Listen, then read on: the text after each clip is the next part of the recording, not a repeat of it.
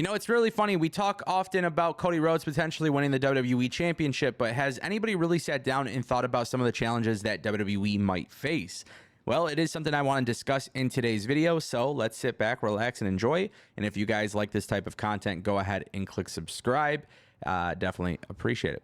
But let's talk about it. Cody Rhodes. What if Cody Rhodes actually wins the WWE Championship at WrestleMania 40? Well, one, you need to understand that Cody Rhodes may not finish the story at all, right? That is always a possibility. There is always a possibility that WWE truly wants to extend this storyline for a very, very long time, and WWE wants to capitalize off of the bloodline and everything like that, and maybe they feel like it's unfinished business with The Rock and Roman, and maybe Cody Rhodes is just another step. Look, I genuinely don't think it is the right decision for WWE to prolong this any longer. I think you are creeping into the territory where you might genuinely piss off your fan base if Cody doesn't win the championship, and I feel like you do have to have him win. But keep in mind, at WrestleMania 40, Seth and Cody versus The Rock and Roman, and then obviously night 2, it's going to be Cody versus Roman. There's probably going to be a lot of trickery, a lot of bullshit. That's typically how it goes in Roman Reigns matches. If you guys missed my video from yesterday, I spoke about what if MJF joined at WrestleMania 40. Now, obviously, when I made that video, I was pretty clear. I don't think MJF is a free agent. I don't think MJF is joining the company in any capacity, but there's a very unique storyline that I mentioned in there, which is kind of like the WWE Avengers uniting to take down the bloodline on night 2.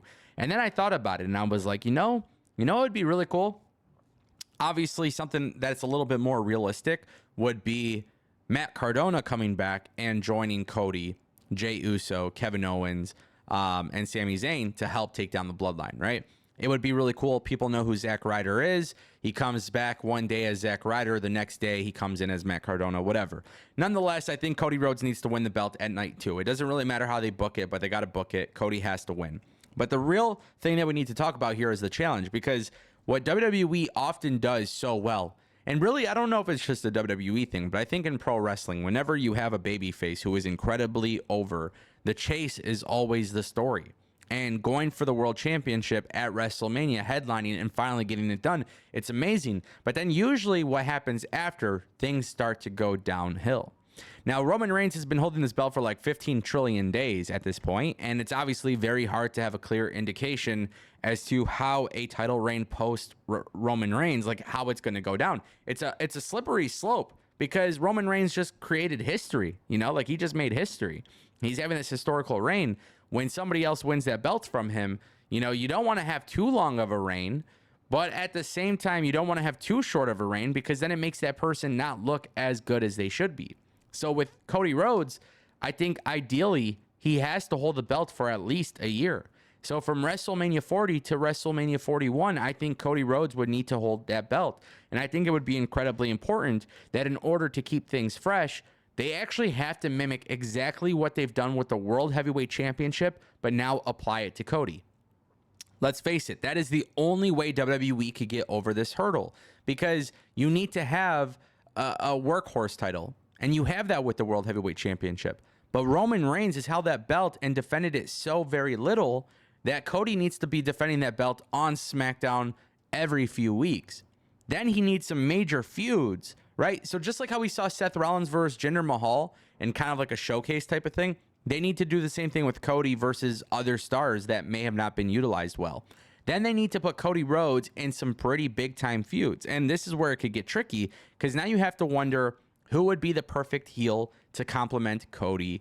And there's actually 2 scenarios here, which I think are really cool. One is completely fantasy booked, and the other one is just based on like history and like, the way programming is. So number 1, Randy Orton, right? Randy Orton versus Cody Rhodes. Randy turns heel. You do the throwback to Legacy and all of these different things. Like, there is a lot of cool things you could do with Randy Orton, and it makes a lot of sense, and it would be very cool and very unique. The second aspect, though, that we have to talk about, let's go back to Matt Cardona, right? Now, in my previous video where I talk about MJF, I said, hey, like MJF turns on Cody, and there's like a really unique way to do it. Guys, if you didn't watch it, watch that video. A lot of people seem to love it. But let's say it was Matt Cardona who came in and returned at WrestleMania, Zack Ryder, right? If Zack Ryder were to come in, I think the Matt Cardona gimmick would actually be better suited as a heel long-term in WWE. So what really WWE needs to do here in terms of me fantasy booking, it's Cody Rhodes needs opponents. So you have Randy Orton, you turn him heel. You could turn Kevin Owens heel. You could do there's a lot of people that could turn heel or already be heel and go up against Cody. Cool. But imagine if you did another long-term story where somebody like Matt Cardona came in, one of Cody's friends, eventually turns on Cody and then eventually wins the Royal Rumble or Elimination Chamber and is actually the person that could dethrone Cody Rhodes at WrestleMania 41. It would be pretty cool. Obviously, there's a lot of layers that have to be done with it, but if there's a company that could pull it off, it is the WWE. And if you're sitting here watching this and saying, well, not Matt Cardona, he's not a world champion material. Guys, the point of something like this, if we're fantasy booking, is to do something that doesn't seem realistic, right? But just remember that it's very realistic.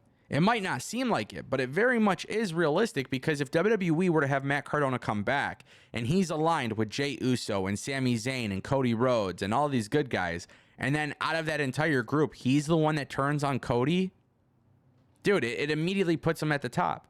And that's what WWE is going to have to do. And I'm just using Matt Cardona as a placeholder. I'm using him as an example, so don't get my words twisted. But they will have to do something really shocking to keep that storyline going. And it has to be another long-term story. Now, everything is a slow burn storyline in WWE, so I trust that they could do another long-term storyline for Cody and somebody turning on him. But they have to get it right. They have to get it right. And Cody has to be having more title defenses than Roman, because you don't want this belt to feel like it's a part-time belt. And Cody obviously fighting for the belt and winning the championship his dad never won, and then obviously taking it from Roman Reigns. He's the superhero. He saved WWE. And let's face it, I don't think Cody Rhodes could turn heel, so I don't think that would make his championship reign exciting. So for an entire run, I mean, you'll probably get the rematch against Roman, right? He'll have to, if he won the belt, he would have to rematch it against Roman. Maybe Cody versus Logan Paul is something that they end up doing. Maybe Cody versus Randy.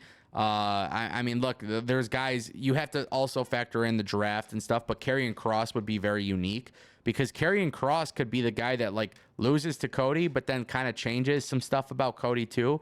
Doesn't turn him heel, but it gives him some elements that change him up a little bit, make him fresh and unique. There's things that they can do. I just think we actually have to consider the possibility that Cody Rhodes could win the championship and everything afterwards could fall apart. And I hope that's not the case, but that is an issue that pro wrestling has. So in order to do this the right way, you have to jump into another long-term storyline. And I think long-term stories are the best. Long-form storytelling in general is just better, in my opinion, but some people don't have the patience for it. And I think those people who don't have the patience for it have to come to realization that the WWE product is not for them. It's not a big deal or a bad thing, but it's just something that they have to acknowledge. But Cody versus Randy would be pretty damn awesome.